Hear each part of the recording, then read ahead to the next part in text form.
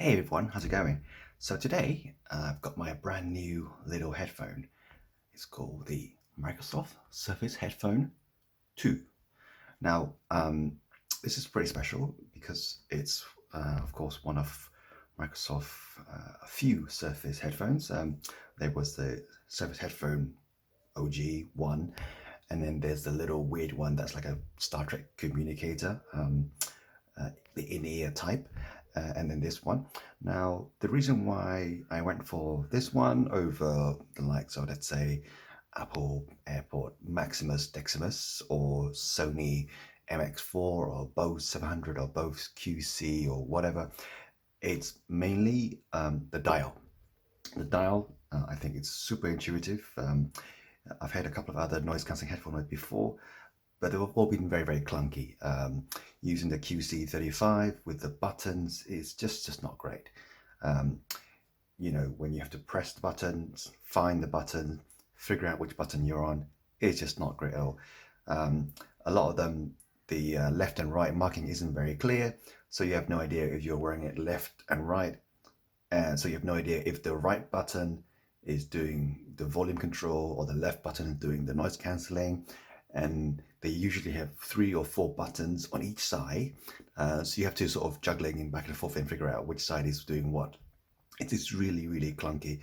And pressing buttons into a headphone is just not a great experience. Some of them, the buttons you got to press really hard and you move your headphone out of place. It's just, you want to have buttons to do 1 or 2 things, turn it on and off, or turn one feature on and off, but have the fewest feature using button as possible. That is just very annoying, which is why I quite like Apple AirPod Max for having a knob. However, that knob is quite small.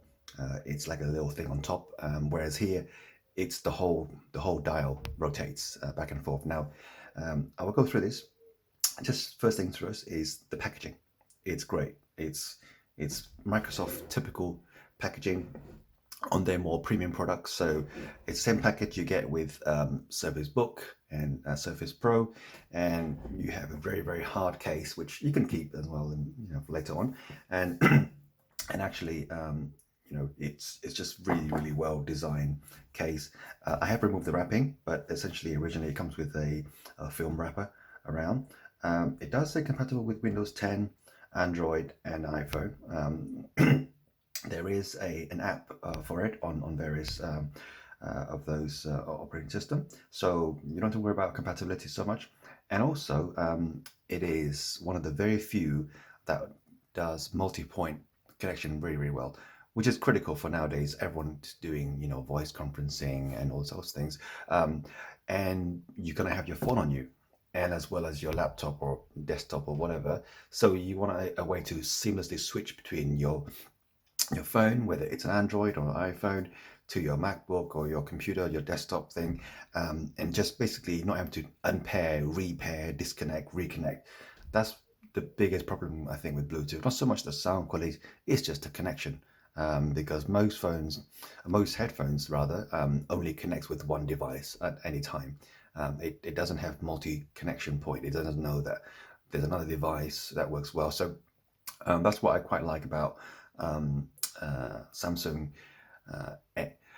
Well, I was going to say AirPod there. No, Samsung Galaxy Buds is that if you have multiple devices, you can actually just connect to those headphones, the in-ear headphones, without having to unpair it from the other device. So I have about 5 different phones and tablets, all Samsung, of course, that can just basically instantly pair to those headphones without actually having to put it back in the box, opening it, putting it in pairing mode, whatever. As soon as it's previously paired, you just click pair, connect in the Bluetooth menu, and it's done. There's no repairing process. Whereas here, this goes one better. This will keep 2 connections live at all time. So as soon as you turn it on, it will actually sort of boot up and look around, find the devices that it has previously paired to, and connect to 2 of those devices, and it will actually tell you as well which those devices are. So for example, it will say, oh, 5 hours remaining, connected to laptop X and phone Y. So yeah, that's a great thing. So that's the main reason, and of course as well, sound quality is great. And the reason why I kind of fell in love with the actual headphone, uh, sound quality wise, is actually the noise cancelling. So I went to the Microsoft Oxford Circus, it's a flagship store they had, and I tried one of these on, actually the original one, the version one, and the difference going from noise cancelling in a very very crowded shop on one of the busiest street in London, uh, having noise cancelling on and off was incredible. It's just completely drowned out, and it was very natural sound. It didn't feel forced. I've had a few other noise cancelling, for example, the BNX 60 and the Soundcore Live Q30. When you have noise cancelling on, it feels really forced. There's a lot of pressure in your ear, and it just feels very very annoying. Whereas here, even on maximum, I felt like it didn't have that same problem. It didn't feel like I was getting pressurized in the ear. I have been in a barometric chamber before, so I know that the higher pressure feels can be quite uncomfortable feeling after a while. But anyway, let's go through this product again.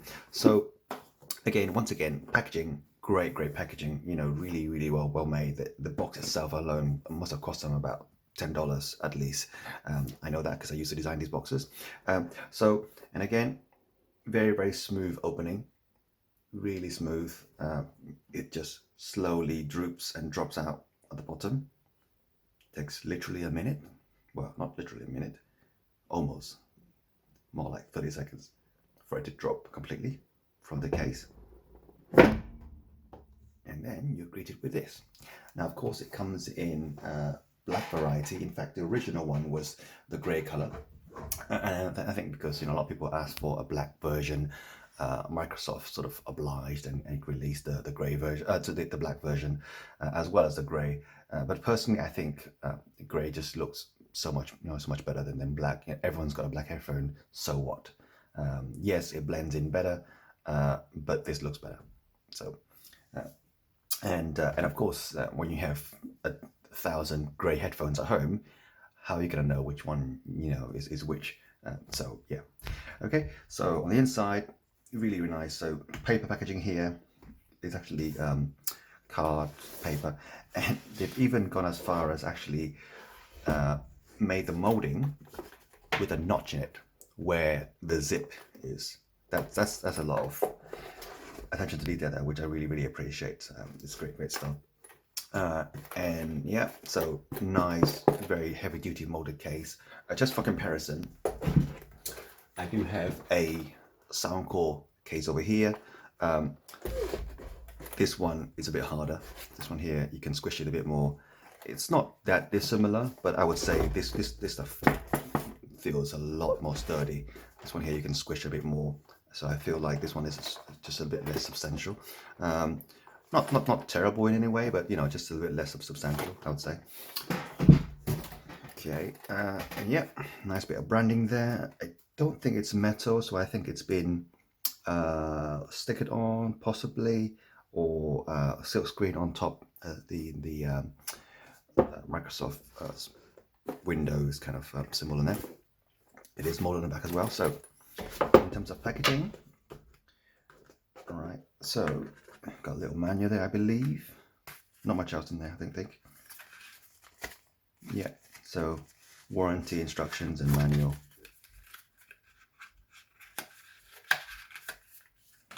Okay, nothing else in the box. Just check if there's any little in here. No, it's fine. Again, very well made, good precision products. Let's put that on one side. And the unit itself. Let's undo that. Again, just the tone of the grey is just far better than black. I've had a few of these black cases before. This is one I don't mind carrying around. It just looks lovely. So on the inside, you're greeted with the Surface Headphone 2 itself. I can see here 3.5mm stereo cable. If you don't want to use Bluetooth because you might get better sound quality, a USB-A to USB-C charging cable, and a little quick guide, I think, in here. Very nice. Now, it does come with these little stickers, which I kind of find a bit odd, but whatever. So I guess this is kind of a way of getting around all the official markings. So officially, you're meant to have all these markings on your product. So I think Microsoft should sort of cheated slightly by saying, well, yeah, we got it on there, but you can remove it if you want to as a consumer. So legally, they're meant to have these on here, which is why it's on here in the first place. But of course, you can always remove it. Do that. And they've also got tiny little stickers on each side, which I don't quite understand why these are on here. But anyway, let's remove that. And the actual ear themselves as well also have these phone inserts on them. A bit peculiar, just with recycling, so more things to throw away, I guess.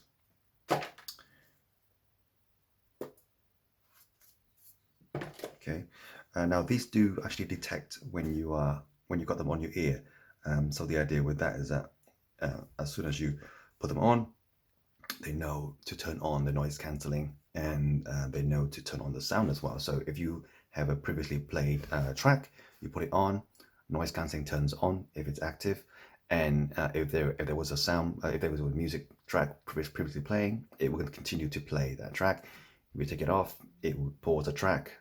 It's a great feature to have, and a really premium feature to have. I think it's you don't have to skip your track or pause it or whatever. You just take it out, it automatically pauses the music, which is awesome. Again, in terms of buttons and controls, so you have a dedicated mute button. There's a power on button, USB-C charge, and a 3.5mm headphone jack. Now, I do love how all these are custom made. Now, a lot of times you see headphones with a typical off-the-shelf USB-C jack and a 3.5mm jack. Now, yeah, it's a great way to sort of design product that is low cost and quicker to the market, but at the same time, making your own component custom fit to your product is, as they would say in China, even more better. It just fits so much better. And now there is a problem with that slightly, in that you may have to actually angle some of the connections, or sometimes only certain cables work with it well enough. But in this case, I think they've done a good balance in that the connection works well. And of course, when you're charging or when you're plugging in the headphone, you don't really see that because it's at a slight angle, a slight chamfer of 37 degrees. You don't really see that as a problem. It just looks far better than having a forcibly flat surface here that you have your connections on. And so the way it works is that you have two infinitely rotating dial, one on each side. So this one on the right is for volume, and on the left is for noise cancelling and audio, ambient pass-through and ambient amplification as well. So it's great for when you actually want to be able to control the amount of balance amount of background sound you want to bring in. So for example, you work in a very noisy office or a factory. So in a noisy factory with grinding machines going on, you want to crank it up to the max so that you'll just dial forward. There is 11 levels of noise cancellation, so from almost nothing to fairly heavy. And when you go to the end, there is no stopper or clicker or anything like that. It just gives you a little beep, and it tells you maximum noise cancelling. And as you dial down, there'll be another beep when it goes to just without any noise cancelling at all. And then when you go a bit further, it goes to ambient sound, and then there'll be a maximum ambient sound where it pumps in more sound in from the surrounding in, and actually it amplifies the sound, which is great. So It's a bit sneaky, but if you were to, want to eavesdrop in somebody's conversation or whatever, even though you've got your headphones on, people assume that they can't hear you, but actually this actually amplifies the sound. So if someone was on the other side of the room or the office, maybe 30 feet away, you can actually hear them fairly clearly if you put on this to the max. So it's a bit sneaky, but at the same time, you don't want to be disturbed. So in a lot of cases, I would imagine people have these cans on and they have the noise cancelling turned up, maybe not to the max, but somewhere in a medium level, so that they can drown out a lot of the typical office or factory noise. And of course, it like all noise cancelling, the way it works is that it analyzes the outside sound and it tries to find the opposing out of phase sound to that and play it back to you. Now, it is quite tricky to do that actually. It's not a easy technology to develop. That's why there's so few coming out there with a noise cancelling headphone, and very few still do it very, very well. It basically requires a very, very fast uh, computer chip, little microprocessor inside there, as well as multiple headphones, multiple microphones in on both ears to actually pick up the sound and actually play back the inverse of that.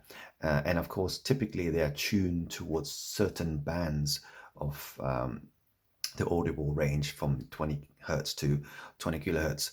And but it's a very, very tricky thing to do, and it works better on these cans because the actual can themselves already muffle out a lot of the sound, and especially the higher pitch sounds.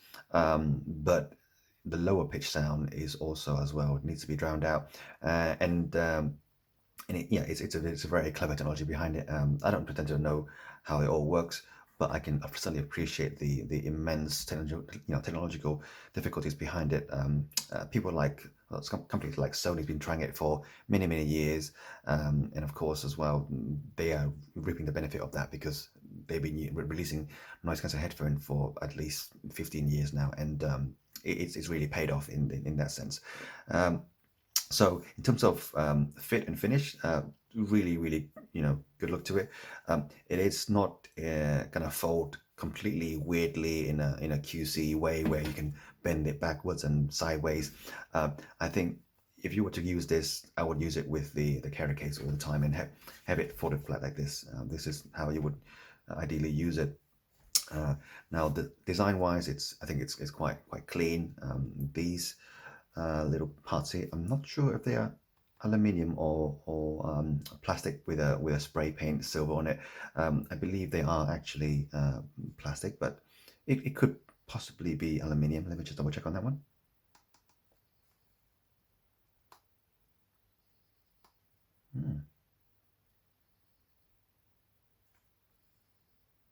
It's a very satin finish.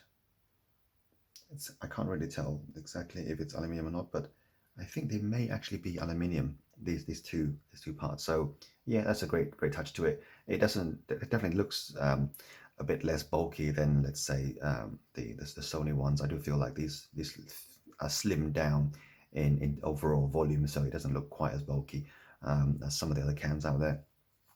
And in terms of adjustments, so it does go fairly far. I think in my case, I'm only a couple of notches from the neutral. And in your ear, it does feel pretty good. Now the top is quite squishy up here. There's no squishiness on the two sides, but that's fine. But as long as there is a bit of give on the very, very top, so it does conform to your head quite well. Okay, let's try it in the ear.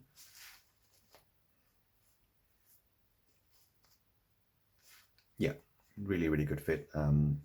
I will try to wear this a much longer time to see how it goes, but I don't feel like there's going to be too much pressure. I think the main balance with these over-ear headphones is the actual, side pressure coming in. You want an even amount of pressure regardless of what head size people have. So, for people with smaller heads and people with bigger heads, it is actually quite a difficult balance to do because typically there is only one spring. Well, basically, over here you have steel that has been tempered to give you a spring temper, and that tempering actually controls the amount of force you put in. So it is quite tricky, and many companies have tried to do it in different ways, and it's not an easy thing to do. I've done it many times when it comes to tempering springs, and it's not very easy. It's a very fine balancing act to trying to get the hardness of the spring to be constant throughout the range of head sizes, from people with smallish heads to people with fairly large heads. You don't want the pressure to be too much on people with big heads. Likewise, small heads have to have some pressure, otherwise it will just fall out. So yes, there is a minimum size of head. So if you've got little kids, with obviously relatively smaller head circumference, it will not hold as well. And likewise, if you have a massive head, then it will be squashing a bit too much sometimes. So yeah, it's always a balancing act. You have to make sure that you design it carefully enough. But yeah, now in terms of connectivity, as soon as you turn it on, you do get, so one of the buttons here is the power button. As soon as you turn it on, if you have a device nearby, for example, a Windows 10 device with Bluetooth, for example, many laptops have Bluetooth built in. I know it's not universal, so I have a couple of Surface Pros and Surface Book. So as soon as you press the power button on, it will say there is a Surface headphone device nearby. Do you want to pair with it? And you say, yep, yes please. And you just click pair on the little pop-up in the taskbar, and that's it. That's all done to it. That's all done. You can also as well download the Surface audio app on iOS, on Android, on Windows 10. Unfortunately, no longer Windows Phone. But that's optional. So what that does give you is you can change the menu language. You can also adjust the equalizer, which is great. You can make your own custom equalizer and rename it and delete it and adjust it, which is awesome. And also gives you an indication as well of the battery life and the current mode when it comes to noise cancellation, how heavy is the noise cancellation and ambient sound. There is 11 different level of noise cancellation, but in the app itself, it only gives you, it indicates 3 different levels, so low, medium, and high. So it doesn't give you that granularity in the app. So that's okay. It's not a huge deal. I would have liked to see maybe more features, but honestly, I think comparing it to the Sony app, which may give you way too much features, I do like the overall slimmed down approach that Microsoft has here. It's a bit Apple-esque in a way that you have less controls, less thing to go wrong, less thing to muck up. It doesn't go quite as far as Apple in terms of Apple has virtually no control at all. This does give you some control and equalization as well. And of course, a great thing is you can charge it with USB-C as well as a pass-through headphone jack, which is great when you have no battery life left. And also many devices, doesn't have Bluetooth. So yeah, that's an awesome thing to have. In terms of cabling, so of course you got your USB-C cable here. It has a little rubbery holder to it. So that's nice. It keeps it nice and tidy in its place, actually. One of the things is, like, typically manufacturers give you these nice bundled up cables and a little, wire coated, little plastic coated wrapper. Yeah, those ones, as soon as you twist it and you throw it away, or Apple does it, they put it in a plastic wrapping, and again, as soon as you open it, you chuck it. Whereas here, there's a dedicated rubber strap for it on the inside to keep it in place, which I think is quite a nice touch, and it keeps the bits in its place. So if you were to have additional parts in here, for example, this is not a small case to carry around with you, so you might want to put in here your USB, thumb drives or memory sticks or memory card, whatever. So that's a nice thing, nice touch to have. And yep. So what I find is that it's you do notice the noise cancelling turned on when you put it on the very first time. It does, feel like it's sealing in the outside even more so than the actual headphone itself without the noise cancelling. So you get a little feeling. It's not the strongest noise cancellation effect in the world.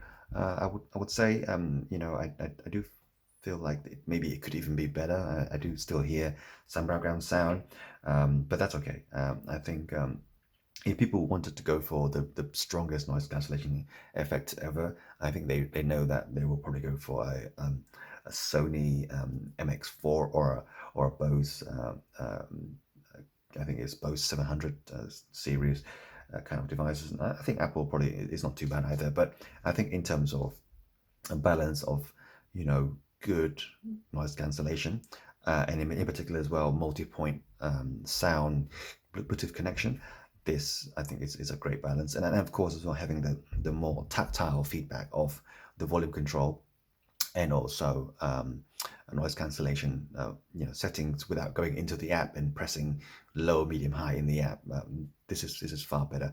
I do know that with, for example, Sony, they have a dedicated ambient sound button, and in other apps, for example, like Anker, Soundcore, they have three options. So it's like transport or office or outside.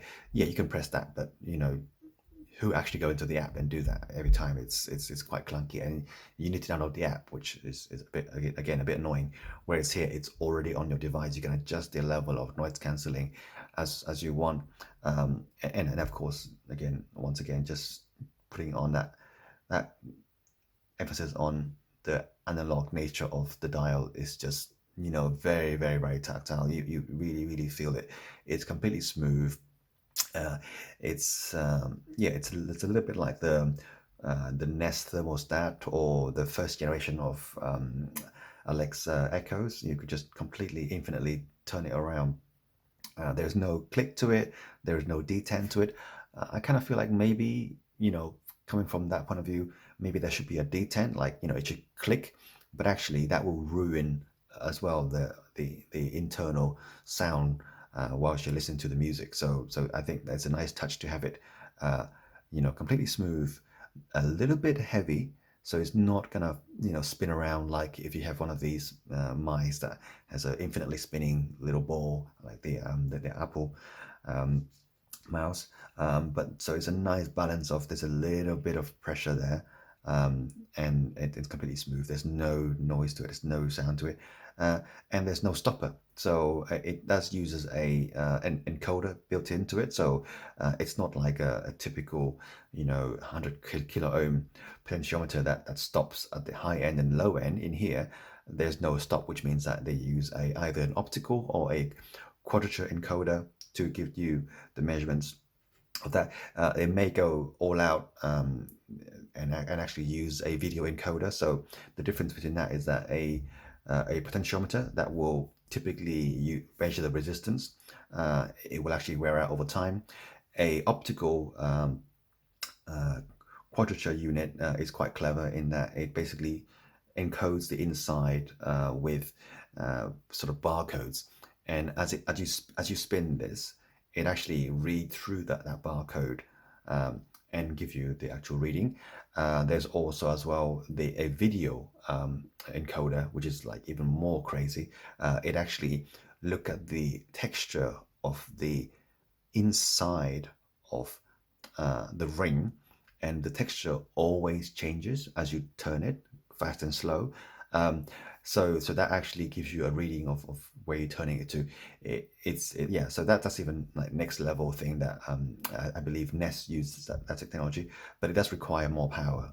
So I think in this case, probably an optical version is quite good. So yeah, let's go through the sound.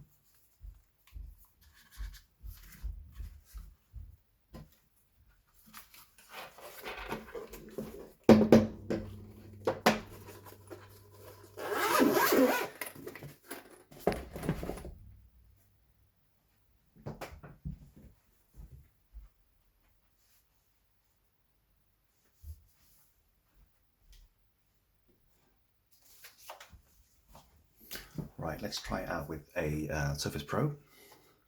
So here I'm just going to go through the typical setup procedure. Well, it's not that bad really, but so if your computer's boot up, so here I've got a Windows 10 device. It's happy to be by Microsoft, but I'm sure other devices will work in a similar way. You've got your headphone nearby. Turn it on. So you see, you press and hold the power button for a second or two, and it'll pop up on the screen. There's a Bluetooth device nearby. Do you want to pair to it? You say connect, yep, and now it's paired. That's it. So Surface headphone paired, your device is ready to go. That's a pretty awesome thing to have. Now I have downloaded as well the Surface Audio app uh, from the Windows Store. Again, it's a very similar feature on your phone as well. It's a similar sort of thing. So in here, it shows you the battery level, percentage wise, how many hours you got left on it, what's the current volume level. So as I dial the knob, it will show on here the volume. So as I dial the knob, it will show on here the volume instantaneously. What is the current level? So it does seem to jump in certain steps. So let's see, 100%.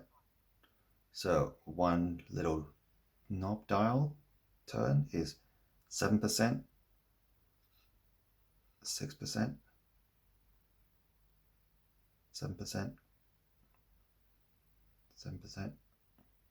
Okay, so it seems to be giving you a few drops each time. Now on the bottom then, so as you go to the bottom, it gives you a little beep, so you know you've reached the bottom. The very first notch up from that is 6%, and then 13%, and then 20%. Okay, not bad. Maybe there's a way to adjust it so that it makes it, I don't know, a bit different. So noise cancelling wise, right now it's on high. You can choose high, medium, or low, or ambient sound amplify. Now, so obviously on Windows, it shows you these four settings, but of course, you can adjust on the left-hand side what you want to go from. So go lower.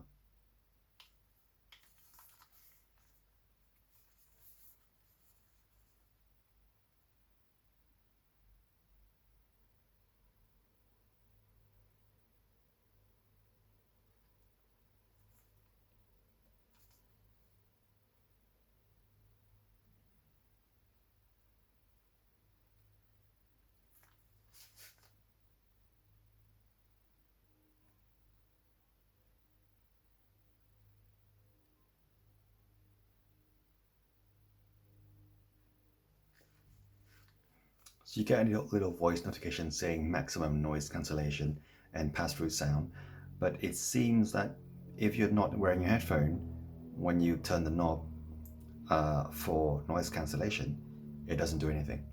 I'm pretty sure that's a deliberate thing.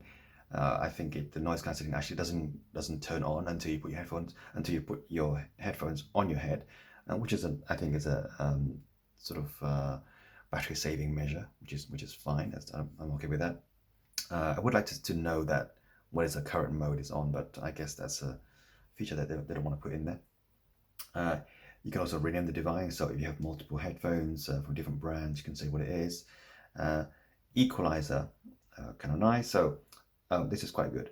I've actually saved a custom equalization sort of profile called Hip Hop on my phone app.